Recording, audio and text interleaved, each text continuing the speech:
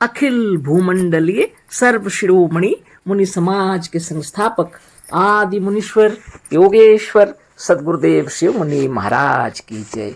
उपस्थित मुनि वृंद, साधु सज्जन वृंद, संत वृंद, साधक वृंद, आध्यात्म ज्ञान के जिज्ञासुओं और प्रेमियों, सभी श्रोता वृंद, आप सभी को मेरा कोटिशः नमन, सप्रेम जय जीव।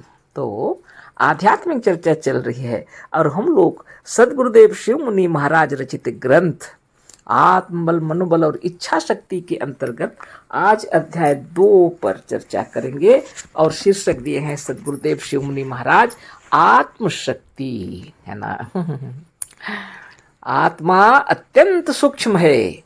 बहुत सी छोटी छोटी चीजें आंख से नहीं दिखती पर सूक्ष्म दर्शक यंत्र माइक्रोस्कोप ब्रैकेट में लिखे हैं ना से दिखती हैं।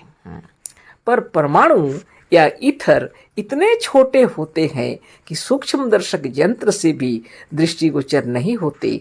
पर यह आत्मा इस ईथर से भी, परमाणु से भी लाखों गुना अधिक छोटी है। इसकी लघुता और सूक्ष्मता को विचार करते हुए इसकी अपार और अनंत शक्ति की ओर ध्यान देते हैं तो बड़ा आश्चर्य होता है।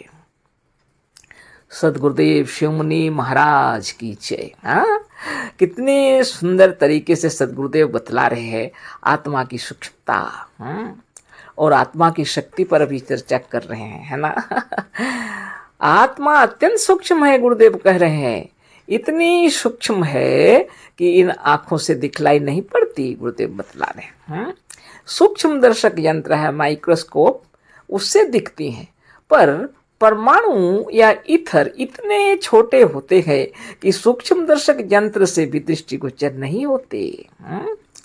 पर यह आत्मा इस ईथर से भी, परमाणु से भी लाखों गुना अधिक छोटी है। सोचिए, जो सूक्ष्म दर्शक यंत्र से दृष्टिगोचर नहीं होते वो ईथर और परमाणु आत्मदेव, आत्मा सदगुरुदेव कह रहे हैं आत्मा उससे लाखों गुना अधिक छोटी है। इसकी लघुता और सूक्ष्मता को विचार करते हुए इसकी अपार और अनंत शक्ति की ओर ध्यान देते हैं तो बड़ा आश्चर्य होता है। आश्चर्य होने की बात ही है, इतनी सूक्ष्म माने आत्मा जो माइक्रोस्कोप से नहीं दिखता, जो सूक्ष्म दर्शक यंत्र से नहीं दिखता, ईथर और परमाणु, और उससे भी लाखों गुना अधिक छोटी है। सोच लीजिए और सोचिए और विचार कीजिए कितनी सूक्ष्म है आत्मा। अब आश्चर्य की बात तो है ही, इसकी अपार और अनंत शक्ति की ओर ध्यान देते हैं तो बड़ा आश्चर्य होता है। इसकी लघुता और सूक्ष्मता को विचार करते हुए इसकी अपार और अनंत शक्ति की ओर ध्यान देते हैं तो बड़ा आश्चर्य होता है। आगे लिखते हैं गुरुदेव, एक सुई व एक पतला सा तिनका एक शहतीर को नहीं उठा सकता, है ना। एक सुई व एक पतला सा तिनका एक शहतीर को नहीं उठा सकता। एक बकरी ऊंट को नहीं उठा सकती, सबको पता है। पर इधर देखिए आत्मा कितनी सूक्ष्म है। उसके सामने एक चींटी भी हिमालय के समान है ना नहीं। जो ईथर और परमाणु से भी लाखों गुना अधिक छोटी है तो चींटी तो निश्चित रूप से उसके सामने बड़ी है ना। गुरुदेव क्या कह रहे हैं, एक सुई व एक पतला सा तिनका एक शहतीर को नहीं उठा सकता, एक बकरी ऊंट को नहीं उठा सकती, कैसे उठाएगी। पर इधर देखिए आत्मा कितनी सूक्ष्म है, उसके सामने एक चींटी भी हिमालय के समान है ना। आत्मा इतनी सूक्ष्म है, उसके सामने तो एक चींटी भी हिमालय के समान है। सचमुच में गुरुदेव बता रहे हैं और बात सही है। बल्कि एक आत्मा के सामने एक चींटी हिमालय से भी कई गुना बड़ी है। निश्चित रूप से जो आत्मा की सूक्ष्म दर्शक यंत्र से नहीं दिखने वाले ईथर और परमाणु से भी कई लाख गुना अधिक छोटी है, उसके सामने ये चींटी तो हिमालय से भी बहुत बड़ी है। हिमालय उसके सामने चींटी भी हिमालय के समान है। चींटी भी हिमालय के समान ही है ना।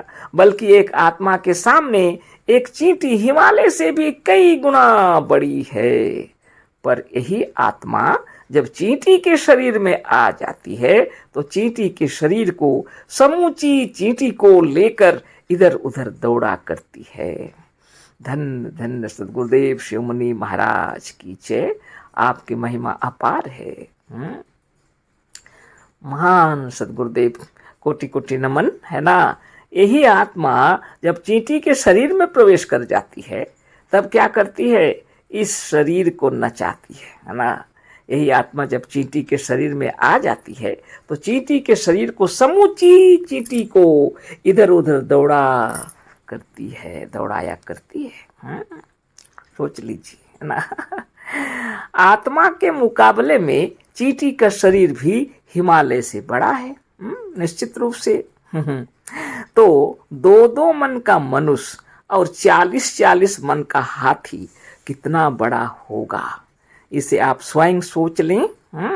पर 2 मन के मनुष्य शरीर को तथा 40 मन के हाथी के शरीर को भी लेकर यही सूक्ष्माति सूक्ष्म आत्मा ऐसी दौड़ती है, कूदती है और उछलती है मानो वह बोझ उसके सामने कुछ है ही नहीं, है ना। धन्य धन्य सद्गुरुदेव शिवमुनि महाराज की जय। आत्मा की महिमा अपार।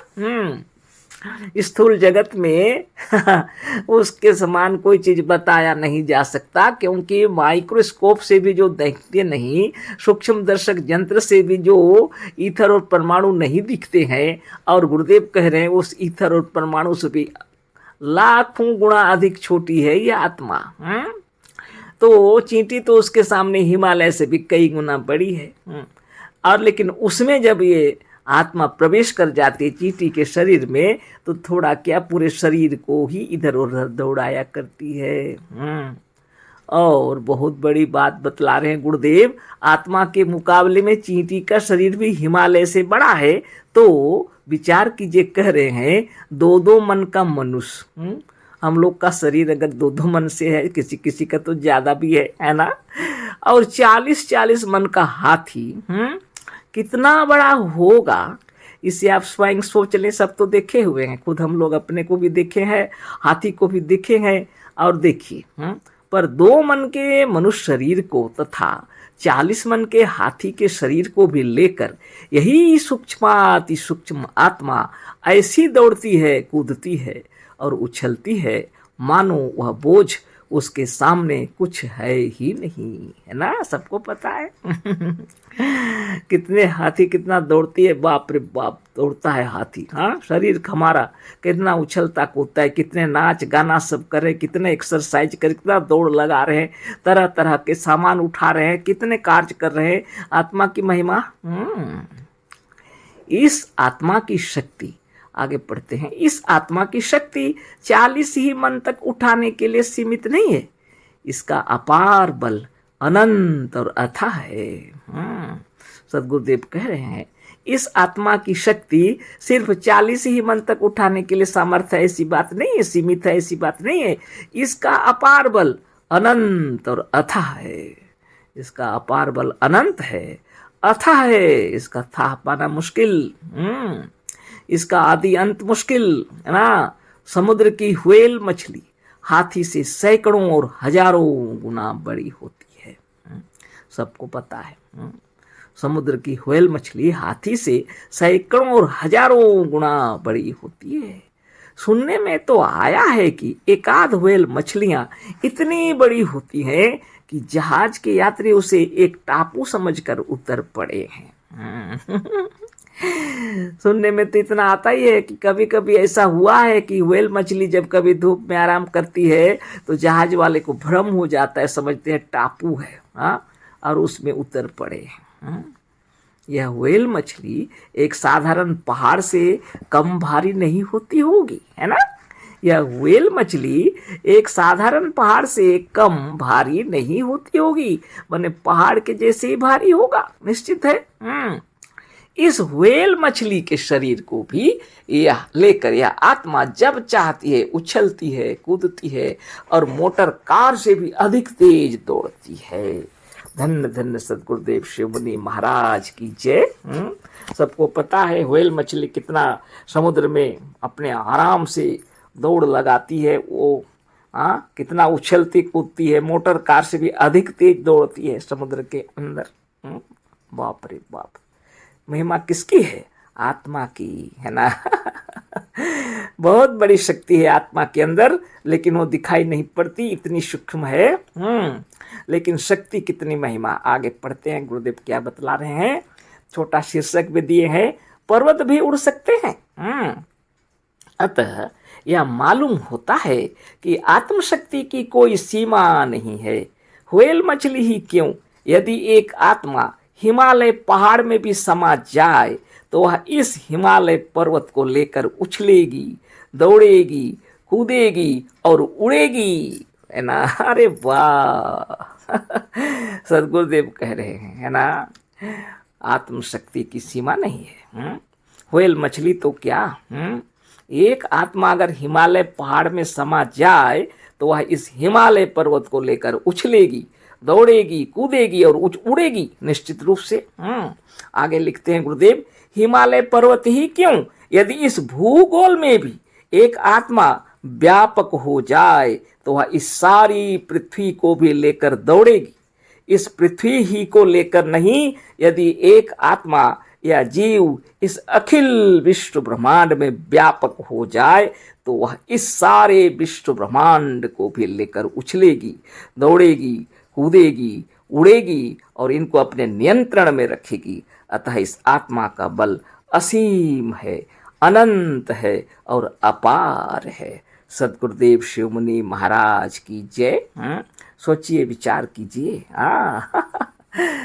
जब आत्मा चींटी के शरीर में समा जाती है तो चींटी को दौड़ाती है।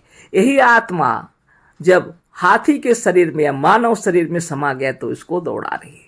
गुरुदेव कह रहे हैं, ये आत्मा व्हेल मछली में जब समा जाती है तो वह इतने बड़े शरीर को, पहाड़ जैसा भारी है, उसको उछलती कूदती उसी शरीर में, और समुद्र में इतना तेज दौड़ती है कि मोटर कार से भी तेज। गुरुदेव कह रहे हैं, अगर यह आत्मा हिमालय में समा जाए तो हिमालय को लेकर के उछलेगी, दौड़ेगी, कूदेगी और उड़ेगी ना। और गुरुदेव कह रहे हैं, अगर यह इस भूगोल में समा जाए तो इस पृथ्वी को लेकर के दौड़ेगी। इस पृथ्वी को लेकर ही नहीं, एक आत्मा या जीव इस अखिल विश्व ब्रह्मांड में व्यापक हो जाए तो वह इस सारे विश्व ब्रह्मांड को भी लेकर उछलेगी, दौड़ेगी, कूदेगी, उड़ेगी और इनको अपने नियंत्रण में रखेगी।